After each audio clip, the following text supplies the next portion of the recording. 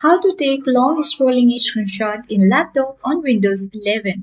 First of all, open any browser of your choice and then open any scrolling web page that you want to take the screenshot of.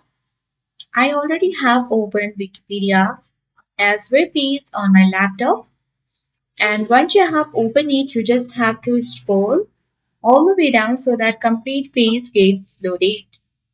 Once done, you need to right click on any blank area and then select Inspect bottom. Here you need to simply click on this device toolbar and then click on the three dots next to it. Once done, click on Capture Full Size Screenshot and you have to wait for a while until the file gets downloaded. Just open the file and check whether you have taken the screenshot or not.